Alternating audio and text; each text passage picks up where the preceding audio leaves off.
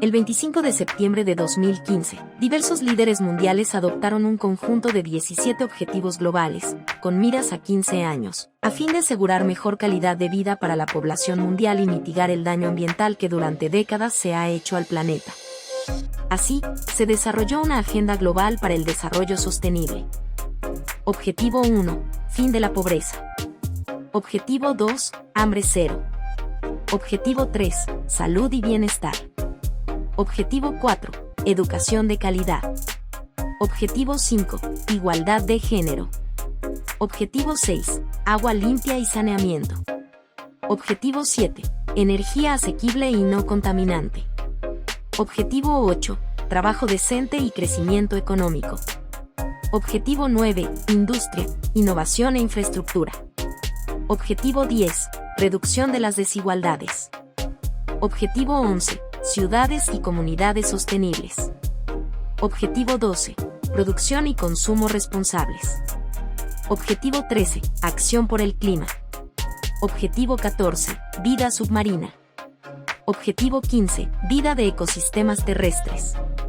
Objetivo 16. Paz, justicia e instituciones sólidas.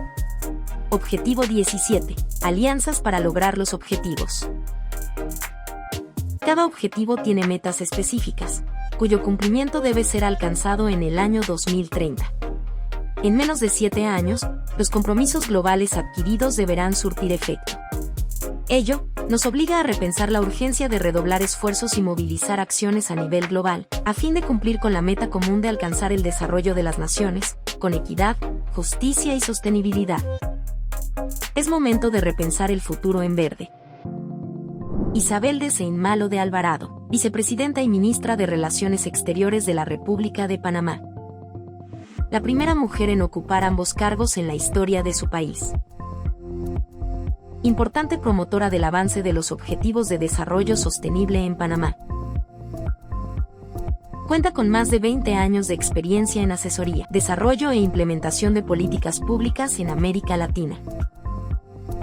Ha sido profesora visitante del Instituto de Política de la Escuela Kennedy de la Universidad de Harvard. Y es miembro del Instituto Aspen y de la Iniciativa Centroamericana de Liderazgo. Está con nosotros en este segundo panel de la Convención Nacional, Repensando el Futuro en Verde. Buenas tardes, México. Qué alegría estar aquí compartiendo con ustedes en la tarde de hoy. Qué alegría regresar a México y a Ciudad de México, que es una de las grandes capitales latinoamericanas que los latinoamericanos sentimos como propia. Muchísimas gracias al Partido Verde por la invitación que me extienden el día de hoy para compartir algunas experiencias. Me cuentan que esta es una serie de sesiones en las cuales ustedes están trabajando en definir una agenda programática. Y yo los felicito por eso, porque lo que no se sueña no se puede lograr. Hay que soñar, hay que decir hacia dónde queremos llegar para poder llegar allá. Miraba la cápsula que compartieron antes de subir al escenario sobre los Objetivos de Desarrollo Sostenible. Tuve el privilegio de estar en la Asamblea General de Naciones Unidas en ese 2015, cuando se adoptaron los objetivos. Y ya estamos en el 2023, estamos a medio término. Desafortunadamente, hoy ya sabemos que no vamos a alcanzar los objetivos para el 2030. Pero creo que en lugar de concentrarnos en eso, lo que yo llamo es a que nos concentremos en qué hacer para acelerar el paso, para empujar esos logros y poder llegar un poco más lejos hacia ese 2030, porque se lo debemos a los ciudadanos del mundo, se lo debemos al planeta. Yo voy en la tarde de hoy a hablar de 4 puntos. Quiero referirles algunas experiencias que tuve en mi carrera en lo que se refiere a la construcción de una agenda programática, lo que están ustedes haciendo en el día de hoy. Hablar un poco del contexto latinoamericano, en el cual se desenvuelven nuestros gobiernos, nuestros países. Los retos de México hoy y algunas valoraciones sobre el rol del sector público y del sector privado hacia futuro. Antes de entrar a esos cuatro puntos, contarles un poquito quién soy, cuál ha sido mi carrera, porque pues sí, fue vicepresidenta y canciller, pero mi ruta para llegar ahí fue absolutamente inusual, no estaba en mi agenda, no estaba en mi hoja de ruta. De hecho, nunca perteneció a un partido político, ni antes, ni cuando fui candidata, ni después. No que sea malo participar en un partido político, los partidos son esenciales para la democracia y la participación política es fundamental, así que esa no ha sido la razón. Empecé mi carrera a mis 22 años, recién graduada de la universidad, trabajando en Washington, D.C., en un organismo que se dedicaba a promover la democracia a nivel mundial, el Center for Democracy. Desde allí pude ver cuántos países alrededor del mundo carecían de libertades, de democracia. Mi propio país en ese momento acababa de recuperar la democracia luego de 20 años de dictadura y poder mirar cuántos países compartían esas carencias y esa realidad fue muy impactante. De ahí tuve la posibilidad de ir a trabajar en la misión de Panamá ante Naciones Unidas en Nueva York. Representé a mi país ante la tercera comisión. Para quienes no conocen la Asamblea General de Naciones Unidas o en detalle a qué se dedica, la tercera comisión es la que ve los temas sociales y económicos. Eso me dio la posibilidad de a una edad muy temprana mirar los retos del mundo en materia social, cómo estaba la lucha por avanzar en Sudáfrica después de haber eliminado el apartheid, cómo estaba la lucha por aplicar las normas de la Convención Internacional contra la Violencia hacia la mujer, los esfuerzos de pobreza. Esas fueron las primeras conversaciones que llevaron a la adopción de los Objetivos de Desarrollo del Milenio que precedieron los Objetivos de Desarrollo Sostenible. Regreso a mi país, trabajando para el Programa de Naciones Unidas para el Desarrollo, le dedico 15 años, mucha dedicación a diálogo político y programático en la construcción de agendas de largo plazo, lo que están ustedes haciendo hoy. Y ya cuando concluyo con el PNUD en Panamá, decido salir porque ya había formado familia, tenía 3 hijos pequeños y estaba en ese debate que estoy segura que muchas de las mujeres que me acompañan aquí hoy han estado en ese debate tantas veces. Familia, carrera, ¿cómo hago las dos? No es fácil, es bastante complicado. Y no es que los padres no tengan la misma, pero es diferente. Bueno, total que decido dejar Naciones Unidas para tener más tiempo para mi familia y por 5 años me dedico a consultorías independientes, asesoro gobiernos, sector privado, multilaterales, por las mañanas y por las tardes llevaba al fútbol, al ballet, hacía tareas, llevaba al médico, todas esas cosas que las mamás hacemos y que hicieron de esos 5 años para mí maravillosos. ¿Y cómo quedó en política? ¿Qué pasa que de repente resulta que electa para vicepresidente canciller? Bueno, tenía mi país en ese momento un gobierno muy corrupto, yo diría que el gobierno más corrupto que ha tenido la historia de la República de Panamá, y no lo digo yo, lo digo los más de 4 países que tienen procesos legales en este momento contra ese expresidente. Y entro a apoyar a un candidato, Juan Carlos Varela, en lo que yo vi como un esfuerzo absolutamente técnico y programático, que es lo que yo sabía hacer. Él me invitó a ayudarlo a armar su plan de gobierno. Y yo dije, perfecto, si he hecho esto 10 veces antes, no para un partido político, pero lo he hecho en otros ámbitos. Y para mi sorpresa, bueno, hacemos el plan de gobierno, lo presentamos, 3 días antes de que él fuera a anunciar quién iba en el tiquete como su candidata o candidato a vicepresidente, me pide que yo fuera la candidata. Y mi respuesta fue, ¿yo? ¿Por qué yo? Hay una fila larguísima que le da la vuelta a la cuadra de gente que quieren ser vicepresidentes. Yo no estoy en esa fila. No puedo, yo no puedo, esto, estás loco.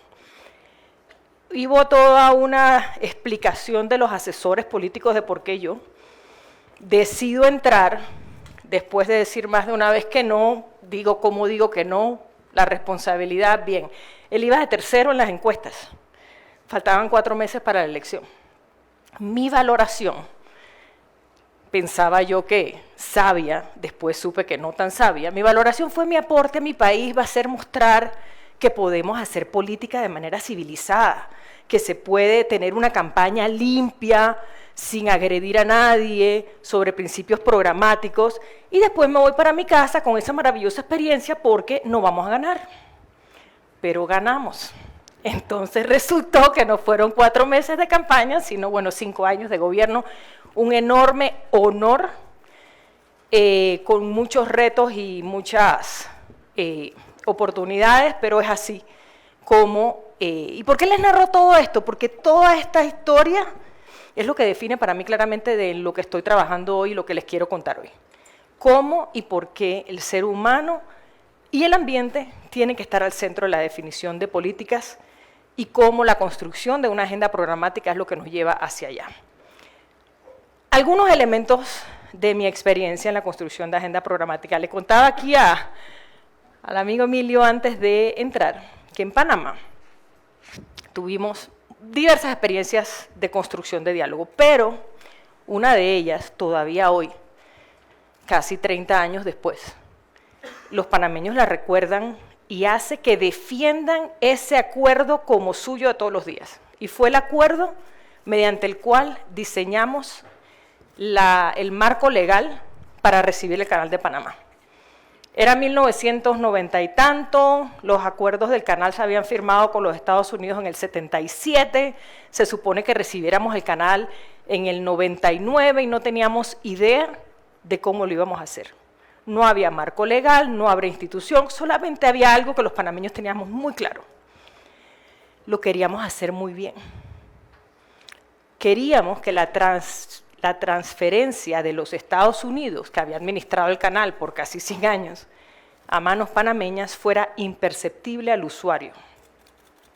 Y la realidad es que después de 1 año y medio, de un esfuerzo de diálogo muy difícil, y sí, 1 año y medio, porque es que la construcción de acuerdos toma mucho tiempo, pero como yo siempre digo, no es tiempo perdido, es tiempo ganado. Porque si tú sientas a todas las partes en una mesa y te escuchas, primero empiezas a entender por qué esa posición que a ti te parecía absurda, pues tiene algo de sentido, ¿de dónde viene? La otra parte te escucha a ti. En resumen, en una mesa con el gobierno, los partidos políticos todos, los de gobierno y de oposición, el sector privado, el sector laboral, la sociedad civil, los panameños acordamos el marco legal para recibir el canal. Y hoy yo les quiero decir que en mi país las instituciones sufren de lo mismo que sufren las instituciones en el resto de América Latina, y estoy segura que México no es la excepción. Tenemos instituciones débiles, clientelistas, ineficientes, pero el Canal de Panamá es diferente. El Canal de Panamá maneja el canal como un reloj, le representa a mi país 2.500 millones de dólares todos los años. Y funciona como un reloj suizo.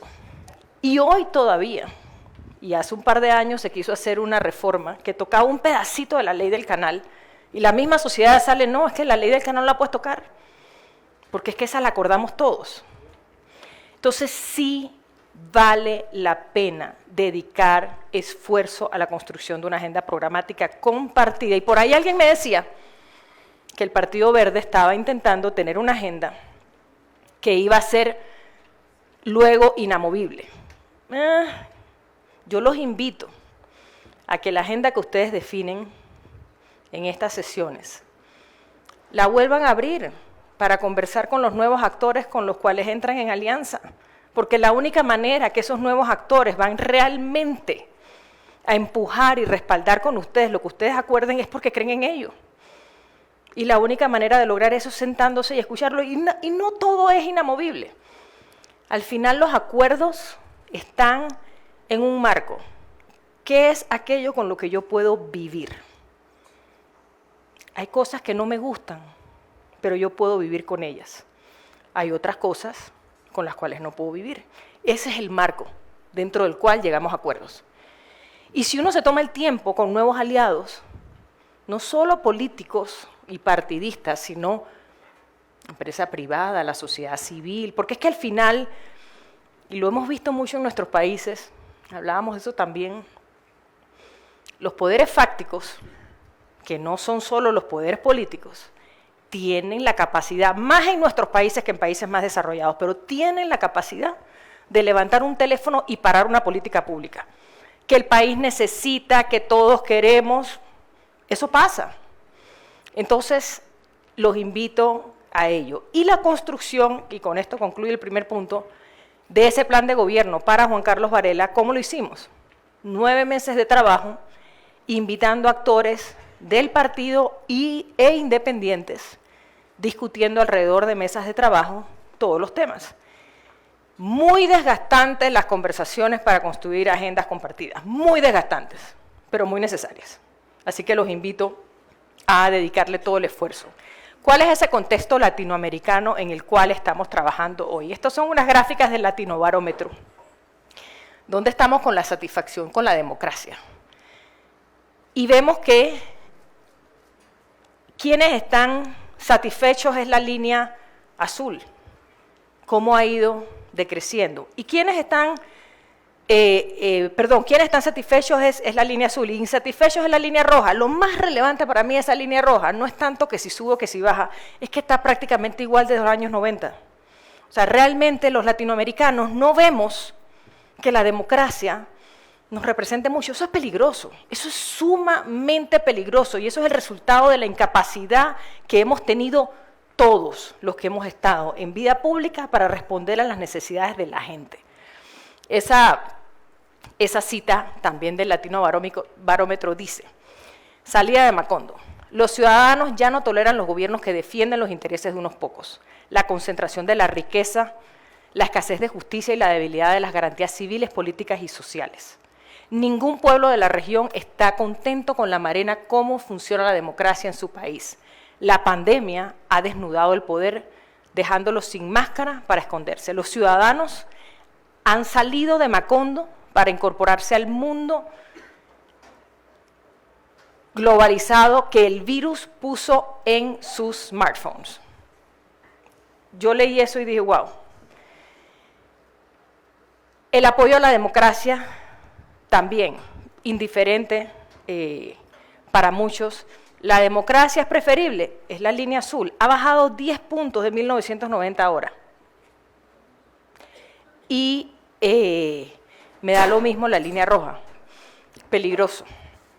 El nivel de confianza en Latinoamérica está mejor a nivel de las empresas y a nivel de los organismos no gubernamentales que del gobierno y de los medios de comunicación, que son las fuerzas más poderosas.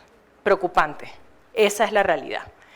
¿Y a qué nos ha llevado todo eso? Todo eso nos ha llevado al péndulo latinoamericano que venimos viviendo, que es de la izquierda a la derecha, de la derecha a la izquierda, de la izquierda a la derecha y viceversa. Y tenemos Argentina, Fernández de Kirchner, luego Macri, de nuevo Fernández, tenemos Brasil, Lula, Bolsonaro, después Lula de nuevo, tenemos Colombia, Iván Duque, Petro, en todos los países igual. ¿Y eso qué significa? Que la ciudadanía latinoamericana, iluminada cada 3, 4, 5 o 6 años cuando toca la elección, cambia de ideología. A la ciudadanía le es absolutamente indiferente la ideología. No les importa. La ciudadanía lo que quiere es que se resuelvan sus problemas. Y como hemos sido incapaces de resolverlos, entonces buscan lo opuesto a lo que hay porque lo que hay no me está sirviendo. Con algunas excepciones, pero eso es lo que está pasando. Pasamos un poco entonces a ver dónde está México hoy. Quien me precedió en el uso de la palabra habló un poco de esto. El desafío de la recuperación del desarrollo humano post-pandemia. Ella hablaba de los índices de pobreza. Yo les voy a hablar de los índices de desarrollo humano, que es un índice que generó Naciones Unidas en 1990 y que es un índice más de medición de bienestar. No mide exclusivamente el ingreso, mide ingreso, esperanza de vida, educación. Ese es México. México exitosamente subió muchísimo y México está hoy dentro de los países de ingreso humano, de desarrollo humano alto, pero en pandemia cayó 10 puntos. México hoy, post pandemia, está en los niveles de desarrollo humano que tenía en el 2012. Es una regresión impresionante. Yo los invito en sus planes de gobierno a tener eso como muy al frente. ¿Qué podemos hacer? ¿Qué necesitamos hacer para atender eso? Para recuperar lo perdido, que tiene que ver con ingreso, con servicios básicos de salud, de educación, con oportunidades. De nuevo, yo no lo veo como malo, yo lo veo como el espacio enorme para avanzar en el mejoramiento de esos elementos. El IDH, ajustado por desigualdad, en el caso de México, pierde 3 puestos a nivel de los países. Es decir, pierde un 15% en su IDH. Quien me precedió en el uso de la palabra hablaba de la desigualdad. América Latina es el continente más desigual del mundo. Y eso lo vive en mi país también. Tenemos que prestarle atención. Tenemos que prestarle mucha atención porque para mí eso se vincula claramente con esa desesperanza con la democracia, con ese nadie me resuelve mis problemas, con ese estoy dispuesto a lo que sea con tal de aspirar. Esa desigualdad no es menor. La desigualdad de ingreso es la mayor fuente de pérdida. El 1% más rico de la población concentra el 28% de los ingresos, aproximadamente el doble del ingreso total del 40% más pobre de la población. El desafío de la desigualdad de género en México, igual que en el resto de los países, hay una significativa desigualdad de género, todavía muy alejado de los países de buen desempeño. En la última década ha habido progreso en comparación con el promedio mundial, pero tenemos un largo camino por recorrer. Le contaba a alguien antes de subir que, y lo decía la cápsula que mostraron, yo tuve el privilegio que el presidente me designó como canciller. Y fui la primera mujer canciller de Panamá, fui la primera mujer vicepresidenta y la primera mujer canciller también. Pero resulta ser que después que yo salí, Panamá ha tenido 2 cancilleres mujeres. Y a mí eso me llena de alegría, porque eso significa que cuando uno muestra que es posible, lo demás viene. Entonces hay que seguir dando avances. Estamos un poco lentos, tenemos que hacerlo más rápido. Y no por las mujeres, por construir mejores sociedades, porque es que es la mitad de la población, entonces no puedes tener decisiones, tienes mejores decisiones, tomas mejores decisiones cuando incorporas la visión de esa mitad de la población, y no puedes incorporarla si no la tienes sentada en la mesa. Hablemos un poco de educación. El tema de educación es esa herramienta de movilidad poderosa con la que contamos. La educación es lo que puede o no hacer la diferencia. Y hay varios elementos preocupantes de la situación de México hoy con relación a la educación que yo los invito a incorporar en sus propuestas. Los invito a mirar con precisión cuáles son esas cosas que tenemos que abordar para hacer los ajustes en educación que tenemos que hacer. Este cuadro, que es un cuadro oficial del gobierno mexicano, muestra antes de la pandemia, estos son datos 2019, cuál era el porcentaje de escuelas públicas de educación básica con carencias en materia de infraestructura básica. Carencias profundas. Miren, esto no es muy distinto de mi país, o sea que no estoy criticando a México, estoy poniendo la realidad sobre la mesa de lo que muchos de nuestros países enfrentan. Seguridad física, daños estructurales, 30%, servicios básicos, agua en la localidad, 20%. ¡Wow! Es como cosas básicas, ¿no? Baños o letrinas, bebederos, 88%, bueno, eso está diferente. Accesibilidad, 55%. Comunicación, telefonía, 76%, internet, 62%. ¿Y cómo vamos a educar a nuestros muchachos para que vivan en un mundo globalizado y compitan en un mundo globalizado si no tienen comunicaciones? O sea, eso es una carencia básica. Las comunicaciones hoy es como el agua. Y esta era la realidad en el 2019. Esto va de la mano con la realidad. México pertenece a la OCDE. La OCDE es el club de países ricos del mundo, para ponerlo así simple.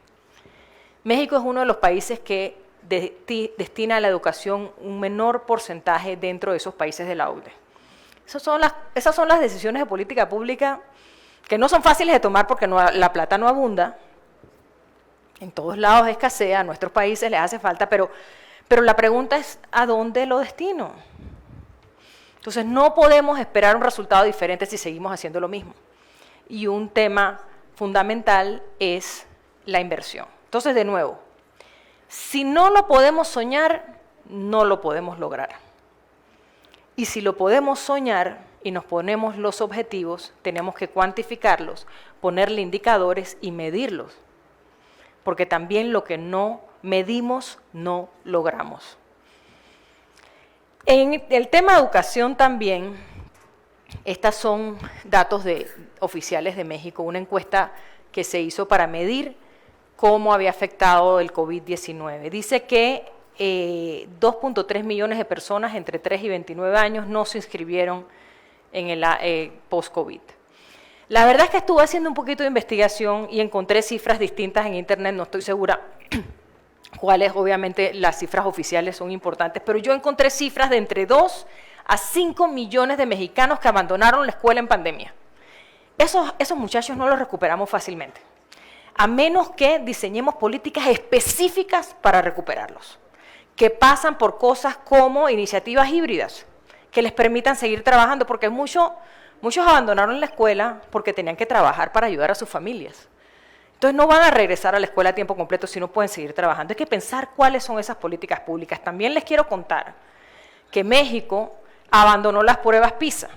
Los países de la OCDE aplican las pruebas PISA. Entonces, mi país aplicaba las pruebas PISA y hubo un gobierno, antes que el mío, que decidió abandonarlas porque es que no nos iba bien. Entonces yo diría, ¿qué padre de familia? El hijo está trayendo malas notas y le dice, ¿sabes qué? Estás trayendo malas notas, no me traigas más tu boletín, no lo quiero ver más. ¿Quiénes de nosotros haríamos eso? Lo que nosotros le decimos es, quiero ver las notas todos los días. Estás mal, las quiero ver todos los días. Pero nosotros, incluyo mi país, no nos va tan bien, entonces dejemos de hacer las pruebas. Esas son cosas concretas que hay que tomar medidas, hay que tomar acción. Son medidas de política pública, vamos a aplicar las pruebas PISA. Porque si no nos medimos, ¿cómo sabemos cómo estamos? Quiero pasar al último punto de cómo está México y hablemos un poco de sostenibilidad, que sé que es algo importante para el Partido Verde. La trayectoria de presiones sobre el planeta, buena noticia, es menor en México que para el resto del mundo. Buena, pero no tan buena, porque eso no quiere decir que estamos súper bien, quiere decir que estamos mejor que el resto del mundo. La línea roja es cómo está el resto del planeta en términos de las presiones al planeta, y la azul es la de México. México está mejor. En el mundo el progreso económico y humano ha ido de la mano de mayor presión sobre el planeta. Y ahí les quiero decir, poblaciones con menores ingresos le ponen más presión al planeta. Eso es así. Y a veces decimos, bueno, pero ¿cómo vamos a lograr políticas públicas verdes si a la gente no le importa con el clima? Pero claro que no les importa si están pensando en cómo poner comida en su mesa. Es absurdo pensar que un padre de familia que no puede poner comida en su mesa va a estar pensando en el planeta. Una cosa va de la mano de la otra. No podemos verlos como temas aislados. El índice de desarrollo humano ajustado a presiones planetarias, en ese sentido México mejora. El índice de desarrollo humano de México, cuando le metemos la desigualdad, México baja. Pero el índice de desarrollo humano de México, cuando le metemos presiones planetarias, México mejora, porque está mejor que otros países. El desafío de México es continuar reduciendo las presiones sobre el planeta mientras expande los niveles de desarrollo humano de la población. Una cosa va de la mano de la otra. Los desafíos emergentes del cambio climático.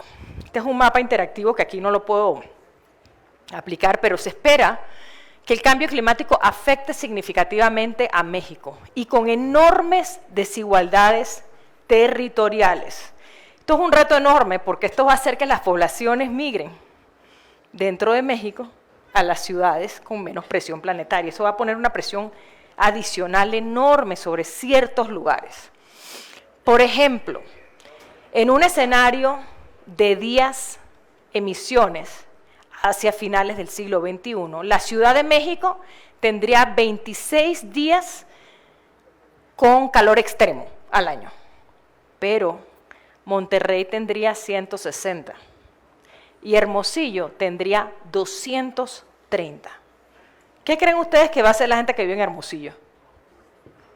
O la gente que vive en países que van a enfrentar mayores temperaturas, van a mudarse y la Ciudad de México ya está como que un poquito llena de gente, pero bueno, podría recibir más. Y resulta que México sería uno de los países del mundo con mayor caída de horas trabajadas por causa de calor. O sea que esto no es un tema de que tengo calor, esto es un tema que se refleja directamente en la economía, directamente en los niveles de productividad, por ende directamente en los ingresos individuales de las familias y en los ingresos del Estado. Hay que prestarle atención, definitivamente. Pasemos a mi último punto de la agenda, que tiene que ver con el rol del sector privado y del sector público. Para mí aquí está la clave del futuro de las políticas públicas que necesitamos. El sector público no puede solo. Los retos de desarrollo, los 17 Objetivos de Desarrollo Sostenible, no los vamos a alcanzar si le dejamos esa tarea solo al Estado y las multilaterales. Eso no va a suceder. Tenemos que buscar maneras de incluir al sector privado. Hay una buena noticia por ahí que a mí me da mucha ilusión, que yo siento que estamos en un punto de inflexión, que es los estándares de sostenibilidad que están próximos a salir. ¿Y qué es eso? Bueno, hay una organización de la cual soy parte, estoy en su junta directiva, que se llama el IFRS. Es una organización responsable de los estándares de contabilidad en más de 150 países en el mundo. Resulta que hay una corriente alrededor del mundo para tener, así como tenemos estándares de contabilidad universales y las empresas no escogen con qué estándares de contabilidad emiten sus estados financieros, sino que están obligados a seguir unos específicos. Lo mismo va a suceder con los estados de sostenibilidad próximamente. ¿Y por qué pasa eso? Porque el mundo tiene ya, hace un par de décadas, contamos con estándares de sostenibilidad que son útiles, existen, las empresas emiten sus informes de estado de sostenibilidad. Pero ¿qué pasa? Esos informes, y estas son encuestas que se han realizado, las compañías tienen 100% de confianza en la calidad de su información relacionada a ESG. ESG, ambiente, social, gobernanza. Las compañías emiten sus informes y se sienten, wow, súper bien, mi informe está súper bien, dice dónde estoy, perfecto. Los inversionistas, no tanto. Los inversionistas cuando leen, mira, ya está diciéndome que tengo que terminar.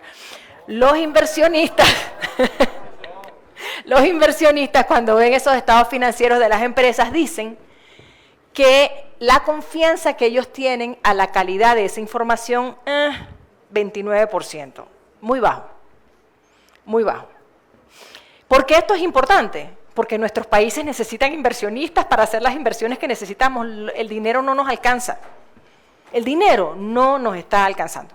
Entonces, si nosotros queremos tener inversión en energía limpia, queremos tener inversión en infraestructura sostenible, lo que hablaba Jeff Speck hace un rato, inversión en infraestructura para mejores ciudades, eso cuesta dinero.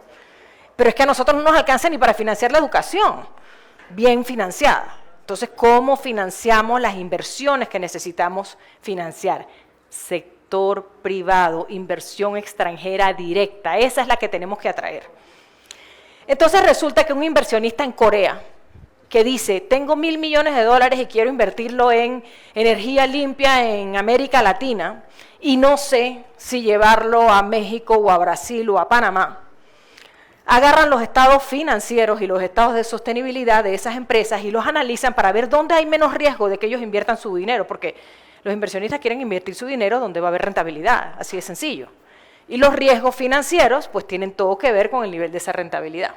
Y resulta que los estados de sostenibilidad hoy no son comparables, porque no hay estándares universales, eso va a cambiar. La IFRS publica en las próximas semanas el nivel S1 y S2, que son los estándares climáticos. Todavía van a ser solo voluntarios. Eventualmente van a ser obligatorios para todo el mundo, pero yo me pregunto, ¿qué va a pasar con esos países que pican por delante y ponen normas para obligar a las empresas a emitir informes de sostenibilidad que nos ayuden a atraer esa inversión que necesitamos? Hoy, los SASB Standards, que eran uno de esos estándares con los que contábamos anteriormente, ellos se han fusionado hoy con el IFRS, pero eran los más conocidos y los más adoptados a nivel mundial. El bloque rojo es los Estados Unidos. Ese es el porcentaje dentro de Estados Unidos de empresas que utilizaban los estándares SASB para emitir sus reportes de sostenibilidad. Un grupo bastante grande. Europa le sigue 24%. Latinoamérica es el pedacito rosado, 9%. Las empresas latinoamericanas no están emitiendo reportes de sostenibilidad creíbles. Eso afecta nuestra capacidad de atraer inversión extranjera directa.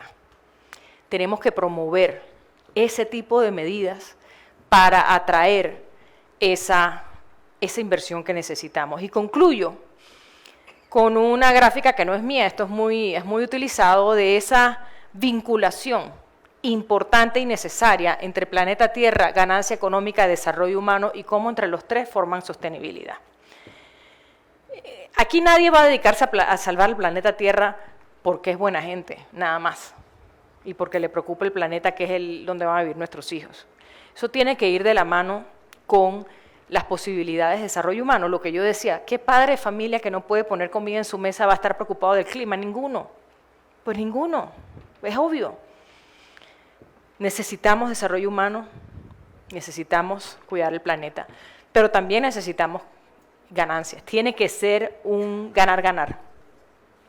Es ahí donde está ese centro y ese círculo de la sostenibilidad. Yo los invito a soñar en lo que puede ser, a definir esa hoja de ruta, a definir indicadores y a buscar los aliados para caminar hacia allá. Nada se logra solo. Lo que sí es una buena noticia es que cada vez más hay experiencias y lecciones aprendidas, todo lo que contaba Jeff Speck, que se ha logrado en otros países, esas lecciones que podemos emular. Yo me quedo aquí y muchísimas gracias por su atención.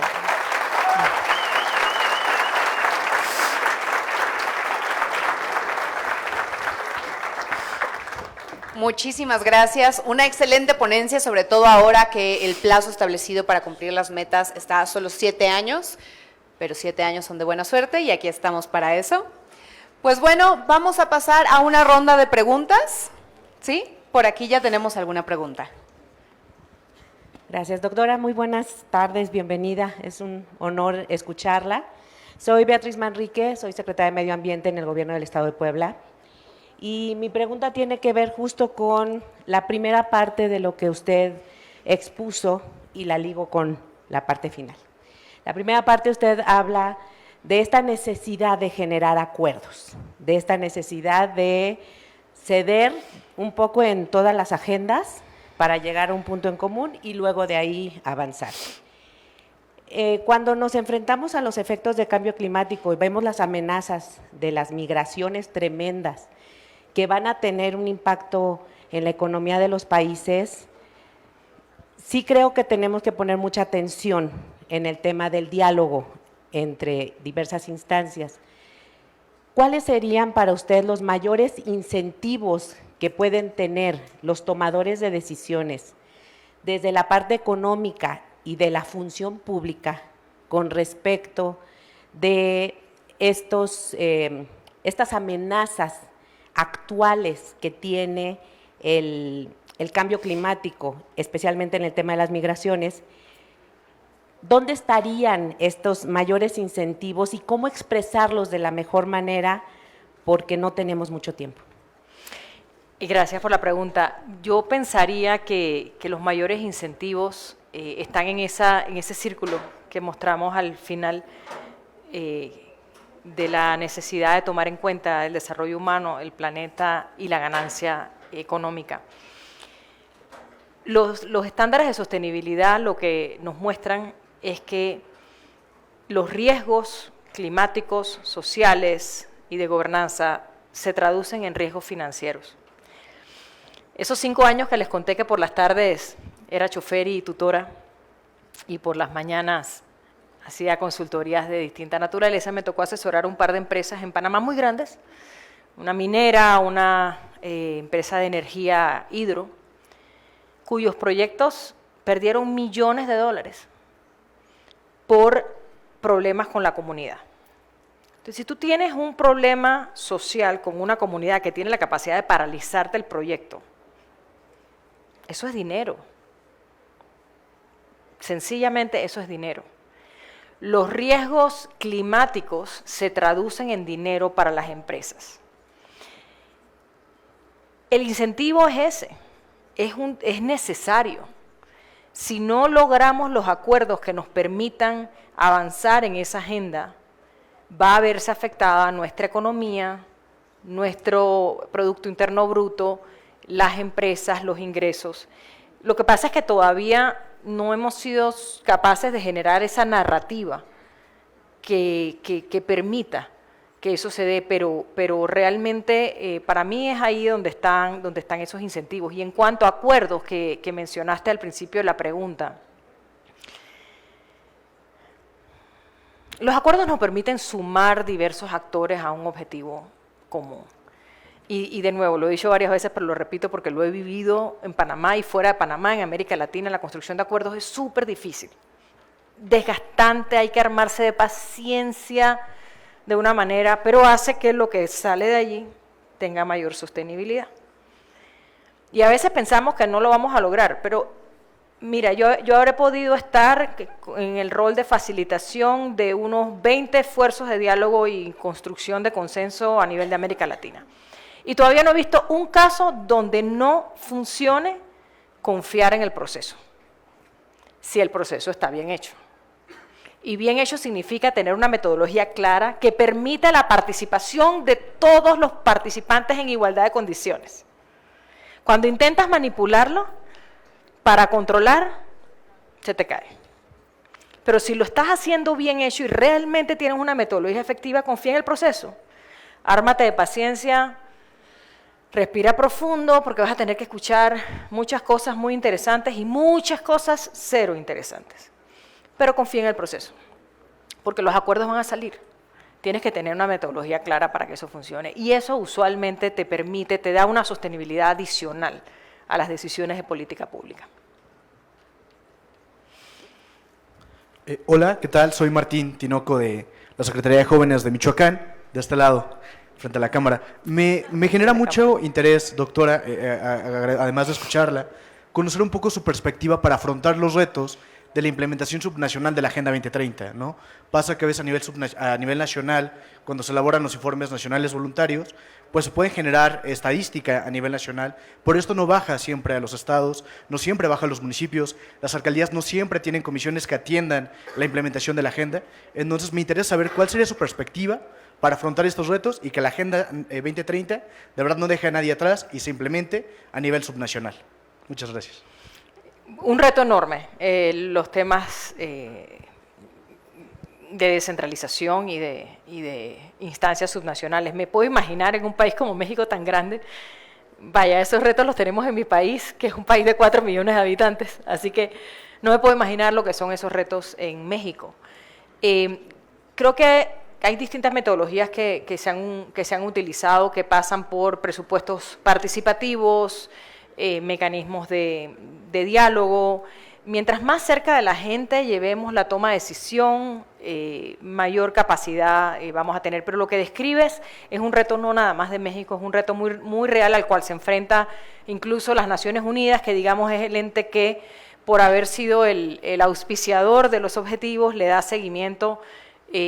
Trabajo mucho con el Programa de Naciones Unidas para el Desarrollo, asesorando al administrador, y este septiembre la Asamblea General se reúne a todos los jefes de Estado del mundo en un summit específicamente para venir a decir dónde está mi país en el logro de los ODS y qué voy a hacer yo para acelerar los avances de aquí al 2030. Esa es la tarea que todos los países tienen que llevar. Ojalá eso sea un vehículo para que los jefes de Estado escuchen a sus regiones y diseñen mecanismos de escucha y de participación, porque sí, no tengo la respuesta perfecta, pero sí te puedo decir que es un reto a nivel global y que pasa por participación el resolverlo. Muchísimas gracias. La siguiente pregunta por aquí. Muy buenas tardes, Honorato Rodríguez de Hidalgo. Pues el 2030 está más cerca de lo que nos imaginamos. 7 años es verdaderamente muy corto tiempo para todos los compromisos que tenemos, y los objetivos del desarrollo todavía están muy lejos de lograrse en este país. En este contexto, ¿cuál es el rol cómo visualiza usted el rol de las asociaciones público-privadas que están empezando a desarrollarse en este país y que en algunos casos han sido un fracaso total? ¿Y cómo podría ayudar los legisladores y los políticos, los tomadores de decisiones, para que este tema avance y podamos lograr los objetivos? Las asociaciones público-privadas son una herramienta, o puede ser bien llevada, una herramienta muy poderosa para lo que yo decía al final de mi mensaje, que es atraer esa inversión extranjera directa para realizar las obras de infraestructura que necesitan nuestros países para avanzar en la agenda de desarrollo. Si nosotros hacemos la lista de necesidades de infraestructura de México, me atrevo a decir, y no la conozco, pero me atrevo a decir que la lista ideal estaría muy por encima de las capacidades financieras de México, porque esa es la realidad del mundo y ciertamente de América Latina. Entonces, las alianzas público-privadas lo que permiten es la entrada de ese capital privado para entrar a desarrollar esas obras de infraestructura. ¿Qué rol de política pública y a nivel de diputados? Creo que mucho. Hay países que tienen modelos muy exitosos de alianzas público-privadas. Vámonos a mirar esos países, cómo lo han hecho, cuál es el marco legal que lo ha permitido, cómo instalamos salvaguardas de transparencia que atiendan ese problema que nos aqueja en América Latina y que realmente es un lastre que no nos deja avanzar, que es la corrupción. Ese lastre no nos deja avanzar y ese lastre tenemos que enfrentarlo. Y hay experiencias que podrían, digamos, ilustrar esas políticas públicas con las salvaguardas, con la transparencia para permitir. Yo creo que las alianzas público-privadas son una herramienta extraordinaria que debemos intentar maximizar para hacer esas obras de infraestructura que el presupuesto estatal no alcanza para ello.